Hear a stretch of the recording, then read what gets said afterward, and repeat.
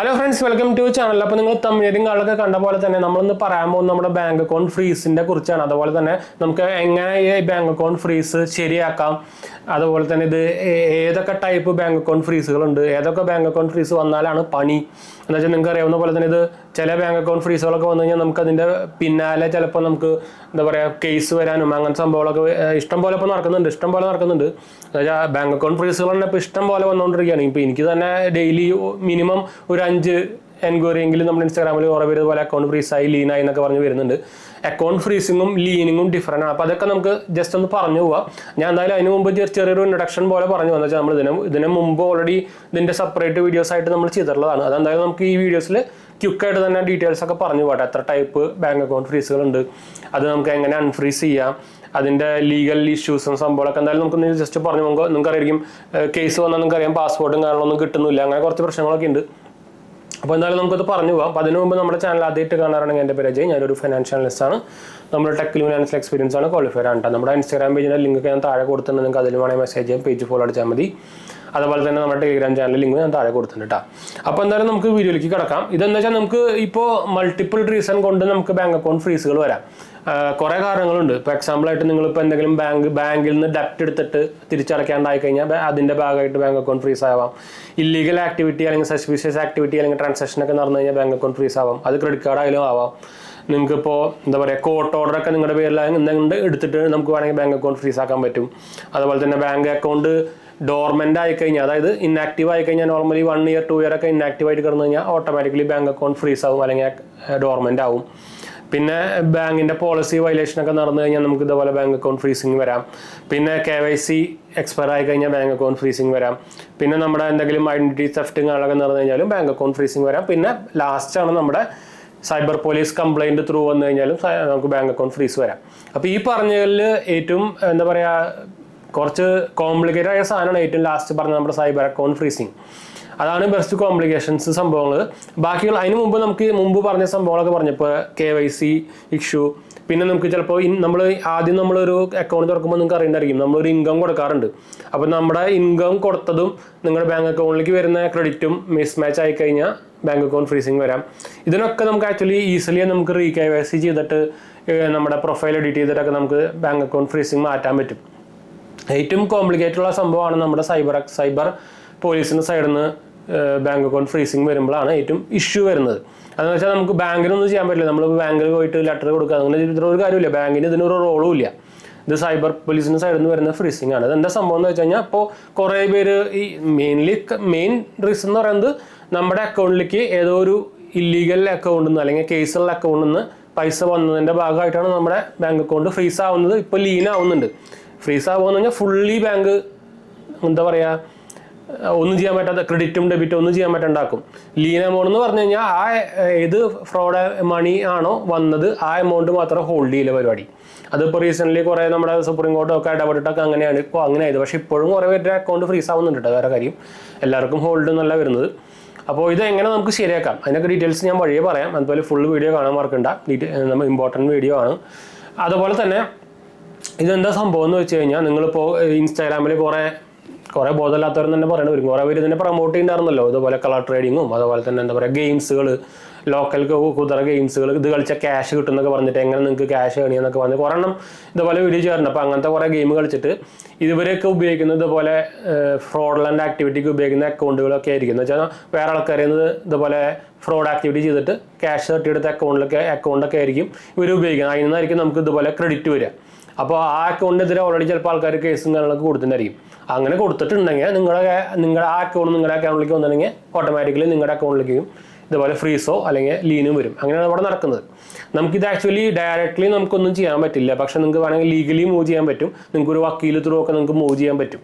അതായത് നമുക്ക് court through വേണമെങ്കിൽ നമുക്ക് ഇതിൻ്റെ അൺഫ്രീസിങ് ഓർഡർ എടുത്തിട്ട് പിന്നെ നമുക്ക് ബാങ്കിലൊക്കെ സബ്മിറ്റ് ചെയ്ത് കഴിഞ്ഞാൽ നമുക്ക് ബാങ്ക് അക്കൗണ്ട് ഫ്രീസ് മാറ്റി കിട്ടാൻ പറ്റും. അതിന് നിങ്ങൾക്ക് ഇപ്പോൾ നമ്മുടെ ഫൈനാൻസ് ഹാൻഡിൽ ചെയ്യുന്നൊക്കെ ഡിബേറ്റുകളിലൊക്കെ നിങ്ങൾക്ക് കാണാവുന്നതാണ്. ഞാൻ വേണമെങ്കിൽ നമ്മുടെ ഒരു ലിങ്ക് നമുക്ക് ആക്ച്വലി ഒരു ഇൻസ്റ്റാഗ്രാമിൽ ഇതുപോലെ നമ്മുടെ വീഡിയോസൊക്കെ കണ്ടിട്ട് നമുക്കൊരു അഡ്വക്കേറ്റ് നമ്മളെ കോൺടാക്ട് ചെയ്തിട്ടുണ്ടായിരുന്നു. അപ്പോൾ നമുക്ക് കുറേ പേര് ഞാൻ റെഫറും ചെയ്തിട്ടുണ്ടായിരുന്നു. അപ്പോൾ അവർ കുറേ പേരുടെ ഫ്രീസ് ചെയ്തൊക്കെ കൊടുത്തു എന്നൊക്കെ പറഞ്ഞ് നമുക്ക് മെസ്സേജും കാര്യങ്ങളൊക്കെ അയച്ചിട്ടുണ്ടായിരുന്നു. അപ്പോൾ ആളുടെ നമ്പർ വേണമെങ്കിൽ ഞാൻ താഴെ കൊടുക്കാം, അല്ലെങ്കിൽ ഇൻസ്റ്റാഗ്രാം പ്രൊഫൈലും കൊടുക്കാം. നിങ്ങൾക്ക് ആളെ വേണമെങ്കിൽ കോൺടാക്ട് ചെയ്യാം. അപ്പോൾ നിങ്ങളുടെ എക്സാമ്പിളായിട്ട് നിങ്ങളുടെ മെയിൻ അക്കൗണ്ടാണ് അല്ലെങ്കിൽ സാലറി അക്കൗണ്ടാണ് ബിസിനസ് അക്കൗണ്ടാണ്, നിങ്ങൾക്ക് അതിൽ പൈസ കുറേ എടുക്കുന്നുണ്ട്, അങ്ങനെയൊക്കെ ആൾക്കാരൊക്കെ അങ്ങനെയൊക്കെ വരുമ്പോൾ നിങ്ങൾക്ക് ആക്ച്വലി ഇതല്ലാണ്ട് വേറെ ഓപ്ഷൻസ് ഇല്ല. നിങ്ങൾക്ക് കോർട്ട് ത്രൂ ഇതുപോലെ ഓർഡർ വാങ്ങിച്ചിട്ട് നിങ്ങൾക്ക് കൺഫ്യൂസ് ചെയ്യാവുന്ന ഒരു ഓപ്ഷൻ മാത്രമേ ഉള്ളൂ. ഇപ്പോൾ എന്താ വെച്ചാൽ ഇത് കുറേ ഇത് ഓരോ ലെയറിലായി. ഇപ്പോൾ ഇതിന് ലെയറും ഉണ്ടായിരിക്കും. നിങ്ങൾക്ക് ആക്ച്വലി ബാങ്കിൻ്റെ സൈഡിൽ നിന്ന് ആക്ച്വലി നിങ്ങൾക്ക് ഇതുപോലെ സൈബർ അക്കൗണ്ട് ഫ്രീസിങ് വന്നു കഴിഞ്ഞാൽ നിങ്ങൾക്ക് ആക്ച്വലി ഒരു ഡീറ്റെയിൽഡ് ഇമെയിൽ വരേണ്ടതാണ്. കുറേ ഇപ്പോൾ പബ്ലിക് ബാങ്കുകളൊന്നും വരുന്നില്ല, SBI ഒന്നും ഒരു വാങ്ങി കൊടുക്കുന്നില്ല. അപ്പോൾ പക്ഷേ ഇപ്പോൾ പ്രൈവറ്റ് ബാങ്കൊക്കെ ആണെങ്കിൽ നമുക്ക് ഇതുപോലെ ഇമെയിൽ വരും, നിങ്ങളുടെ എന്ത് റീസൺ കൊണ്ടാണ് അക്കൗണ്ട് ഫ്രീസ് ആയത്, ഏത് ട്രാൻസാക്ഷനാണ് ഇതിൻ്റെ കാരണമായത്, അതുപോലെ തന്നെ നിങ്ങളുടെ അക്കൗണ്ട് ഫ്രീസിങ് ഏത് ലെയറാണ്. ലെയർ എന്ന് പറയുന്നത് എത്രാമത്തെ സ്റ്റെപ്സ് ആണെന്നാണ്. അതായത് നമ്മൾ 1-ാം പ്രതി 2-ാം പ്രതി എന്നൊക്കെ പറയില്ല, അതുപോലെ എത്രാമത്തെ സ്റ്റെപ്പിലാണ് കിടക്കുന്നത് അങ്ങനെയൊക്കെയാണ്. അതായത് ചിലപ്പോൾ നമുക്ക് ഈ സൈബർ പോലീസിൻ്റെ സൈഡിൽ നിന്ന് ലെറ്ററും വരും. അതായത് ഈ നമ്മൾ ഏത് സൈബർ പോലീസാണോ, അപ്പോൾ ചിലപ്പോൾ വേറെ അതർ ഡിസ്ട്രിക്റ്റിലൊക്കെ ആയിരിക്കും, അവിടെ ഹാജരാകാൻ പറഞ്ഞിട്ട് ലെറ്റർ വരും. അങ്ങനെയൊക്കെ ലെറ്റർ വന്നിട്ടുണ്ടെങ്കിൽ നിങ്ങൾ എന്തായാലും റെസ്പോണ്ട് ചെയ്യണം, അല്ലെങ്കിൽ കേസ് ആവും. പിന്നെ എന്താ വെച്ചാൽ ഇതിൻ്റെ കാരണം അറിയിക്കാൻ വേണ്ടിയിട്ടാണ് അവർ ഹാജരാകാൻ പറയുന്നത്, അറസ്റ്റ് ചെയ്യാനൊന്നുമല്ല. ഇതെങ്ങനെ നിങ്ങൾക്ക് ഈ ക്യാഷ് വന്നു, അതായത് ഈ ഇല്ലീഗൽ മണി നിങ്ങളുടെ അക്കൗണ്ടിലേക്ക് എങ്ങനെ വന്നു, അതൊക്കെ ഡീറ്റെയിൽസ് ആയിട്ട് പറഞ്ഞു കൊടുക്കാനാണ് അവർ പറയുന്നത്. അതിന് റെസ്പോണ്ട് ഒന്നും ചെയ്തില്ലെങ്കിലാണ് ചിലപ്പോൾ പണി കിട്ടുക. എന്നുവെച്ചാൽ അങ്ങനെ പണി കിട്ടിയൊരു കുറേ പേരുണ്ട്. അപ്പോൾ പിന്നീട് നിങ്ങൾ അതിന് പിന്നാലെ നടക്കേണ്ടി വരും. അല്ലെങ്കിൽ നിങ്ങൾക്ക് ഞാൻ നേരത്തെ പറഞ്ഞ പോലെ തന്നെ ഒരു ഫൈനാൻസ് ഹാൻഡിൽ ചെയ്യുന്ന ഒരു വക്കീൽ ത്രൂ നമുക്കിത് ലീഗലി മൂവ് ചെയ്യാൻ പറ്റും. അതാണ് നമുക്ക് 2 ഓപ്ഷൻസ് വന്നേക്കുന്നത്. അപ്പോൾ ഇങ്ങനെ നിങ്ങളുടെ ബാങ്ക് അക്കൗണ്ട് ഫ്രീസിങ്ങോ ലീനോ വന്നിട്ടുണ്ടെങ്കിൽ, പ്രത്യേകിച്ച് നിങ്ങളത് മെയിൻ അക്കൗണ്ടാണ്, സാലറി അക്കൗണ്ടാണ്, ബിസിനസ് അക്കൗണ്ടൊക്കെ ആണെങ്കിൽ നിങ്ങൾ ഏറ്റവും ബെറ്റർ പരിപാടി നിങ്ങൾ ലീഗലി മൂവ് ചെയ്യാണ് കേട്ടോ. അപ്പോൾ അല്ല എന്ന് വെച്ചാൽ നിങ്ങൾ അല്ലെങ്കിൽ നമുക്ക് നമ്മുടെ ഈ വരുന്ന ഇമെയിൽ ലെറ്ററിലോ സംഭവത്തിൽ ബാങ്കിൽ നിന്ന് ചിലപ്പോൾ ലെറ്റർ വരാം, അതിലൊക്കെ ഈ ഡീറ്റെയിൽസും കാര്യങ്ങളൊക്കെ ഉണ്ടായിരിക്കും, നമ്മുടെ ഏത് സൈബർ പോലീസാണ്, അവരുടെ നമ്പർ ഇമെയിലൊക്കെ ഉണ്ടായിരിക്കും. പക്ഷെ ഒരു കാര്യമില്ല, അവർ റെസ്പോണ്ടൊന്നും ചെയ്യില്ല. അത് ഇവിടത്തെ ആയാലും കേരളത്തിലേക്കാണെങ്കിൽ പിന്നെയും റെസ്പോൺസ് കിട്ടും. പക്ഷെ പുറത്ത് അതർ സ്റ്റേറ്റ് സൈബർ പോലീസൊക്കെ ആണെങ്കിൽ ഫോൺ എടുക്കില്ല, ഇമെയിൽ ഒരു റിപ്ലൈയും കിട്ടില്ല. അങ്ങനത്തെ കുറേ പ്രശ്നങ്ങളുണ്ട്.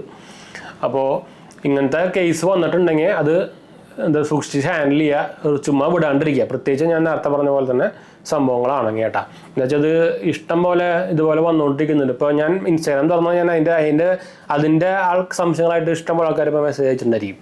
ഞാൻ നേരത്തെ പറഞ്ഞല്ലോ, കുറേ പേർക്ക് ഞാൻ ഓൾറെഡി നമ്മുടെ ഈ അഡ്വക്കേറ്റ് നമ്പറും കാര്യങ്ങളൊക്കെ കൊടുത്തിട്ടുണ്ടായിരുന്നു. അപ്പോൾ അത് ഞാൻ എന്തായാലും വേണമെങ്കിൽ ഇത് കൊടുക്കാം, നമ്മുടെ ഡിസ്ക്രിപ്ഷനിലോ അല്ലെങ്കിൽ കമൻറ്റ് ബോക്സിലോ പിന്നീതിടാം. എന്ന് വെച്ചാൽ ചിലപ്പോൾ പക്ഷേ ഫോൺ നമ്പറൊക്കെ പിന്നെ ഇത് കഴിഞ്ഞാൽ ചിലപ്പോൾ യൂട്യൂബ് അത് റിമൂവ് ചെയ്തു, അങ്ങനെ കുറച്ച് കുഴപ്പങ്ങളുണ്ട്.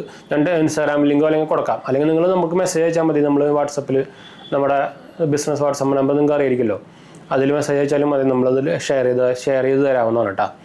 അപ്പോൾ ഈ സംഭവം വരുന്നവരൊന്നും സൂക്ഷിക്കുക. എന്താ വെച്ചാൽ അല്ലെങ്കിൽ പിന്നെ നിങ്ങൾക്ക് ഇത് പ്രിവെൻറ്റ് ചെയ്യാൻ പറ്റുമെന്ന് വെച്ചാൽ ഇങ്ങനത്തെ ഉടായ്പ സാധനങ്ങളൊന്നും കളിക്കാണ്ടിരിക്കുക, ഇല്ലീഗൽ മണിന്ന് ഇല്ലീഗൽ ആപ്പും പണ്ടാരങ്ങളൊന്നും കളിക്കാണ്ടിരിക്കുക, ഈ ഇൻസ്റ്റാഗ്രാമിൽ വരുന്ന എല്ലാ മേഖലയും പോയി തോണ്ടാണ്ടിരിക്കുക. അതുപോലെ തന്നെ ഇൻസ്റ്റാഗ്രാമിലും ഫേസ്ബുക്കിലും എന്ത് ഫൈനാൻസിൻ്റെ സാധനം കണ്ടാലും ആ ഏരിയയ്ക്ക് പോകണ്ടിരിക്കുക. അതിൽ വരുന്ന 99.9% ഫ്രോഡുകളാണ്.